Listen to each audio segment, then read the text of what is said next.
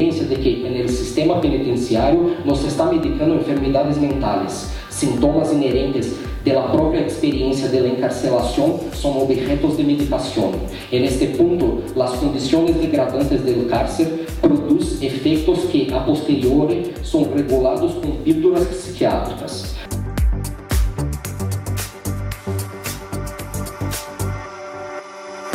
Lo más interesante para mí es entender cómo las personas usan drogas y no por qué las personas usan drogas.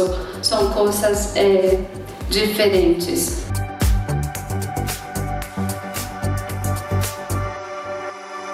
Muchas veces, la gran mayoría de los usuarios no son víctimas. Los usuarios de las clases altas son personas que tienen escolhas, que eligen algún consumo, que no tienen consumo problemático, cuando en realidad, en estos casos de mujeres, ellas son traficantes, pero son víctimas.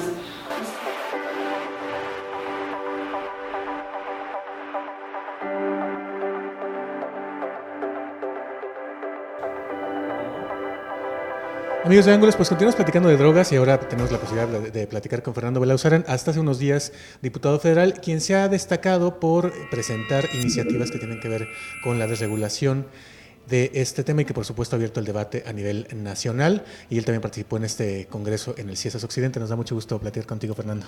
No, encantado y saludo a todos los leones negros de la Universidad de Guadalajara, con mucho cariño. Muchas gracias, Fernando. Oye, primero preguntarte, ¿México ha sido vanguardia en esto de la desregulación? Platícanos de la experiencia de los años 40.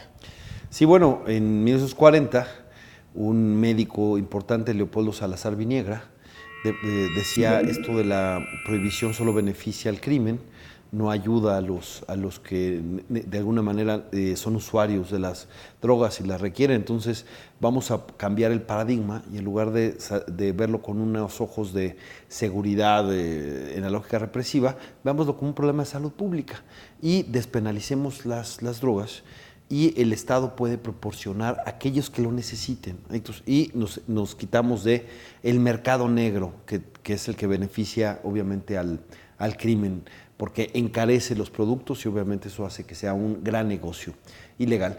Y pues lo intentamos, hubo presiones del de Estados Unidos porque volviéramos al carril de la prohibición que ellos estaban proponiendo.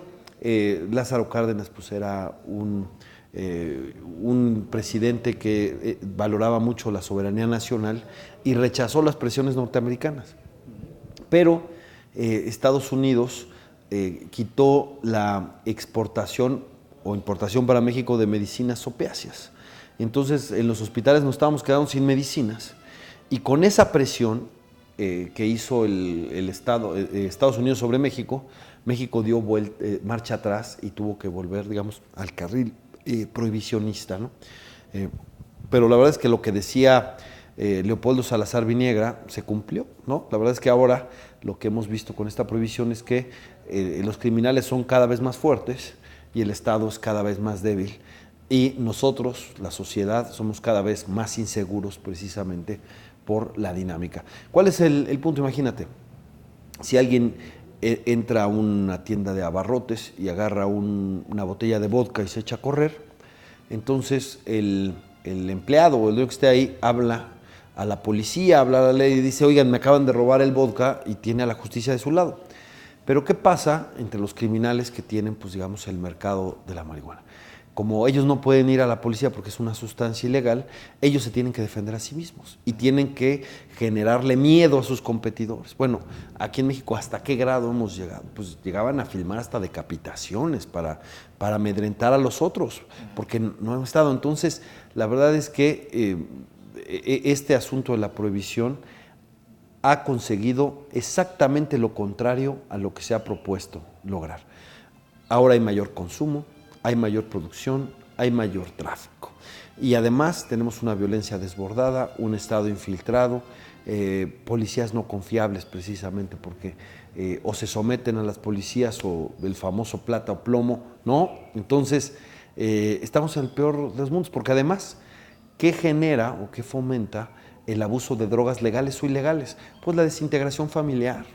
Y tú dime si 100,000 muertos en 8 años, 26,000 desaparecidos, un número incuantificable de desplazados, nuestras cárceles repletas con jóvenes consumidores, ¿a poco creen que no ha dañado a la familia, al núcleo familiar? Acá hay un daño social que todavía no alcanzamos a vislumbrar el alcance, porque eso es, tenemos una tragedia humanitaria, que prácticamente son cifras propias de una guerra civil, y eso es lo que promueve pues, el abuso de drogas ilegales. Es decir, si lo que se buscaba era prevenir con esto, logran exactamente todo lo contrario, ¿no? Y yo creo que toda política pública debe sostenerse por sus resultados, y los resultados del prohibicionismo son desastrosos, absolutamente desastrosos, y por cuestiones morales justifican su fracaso. Ahora que ya que introduces el término de moral, también te referías a eso, que se está luchando en realidad contra el placer, contra el gusto de la gente de darse a sí mismo un placer también en el caso de los consumidores. Sí, hay una proscripción del placer, porque ¿cuál es lo que lleva a mucha gente a probar drogas, legales o ilegales? Pues bueno, sentirse bien, etcétera. Las mismas Naciones Unidas, las oficinas de la droga y el delito dicen que el 90% de los usuarios no son problemáticos. Es decir, que pueden consumir su droga y seguir siendo productivos. Es como si te tomas una copa en la comida o eres bebedor social, eso no te impide pues trabajar y ser funcional y estar bien con la gente. Pues lo mismo pasa con las otras. ¿Qué es lo que nosotros necesitamos hacer? Pues fomentar la prevención. Pero ¿cuál es la prevención correcta? La prevención correcta es aquella que forma ciudadanos responsables. Y la primera responsabilidad es la del cuerpo propio, que uno asuma la soberanía de su cuerpo y se haga responsable de su organismo. Esa es la primera. ¿Por qué? Porque la correcta prevención no es que alguien no consuma porque no puede, porque siempre puede. Si no es la que quisiera, es otra, pero si alguien quiere, va a encontrar cómo consumir drogas.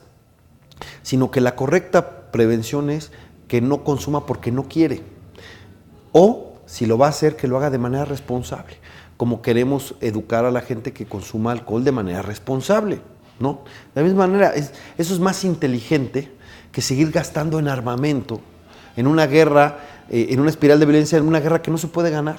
Si algo se ha demostrado estos años, y México ha dado muestras de sobra de esto, es que la guerra contra las drogas no se puede ganar. Lo estamos viendo y padeciendo, y es absolutamente perniciosa.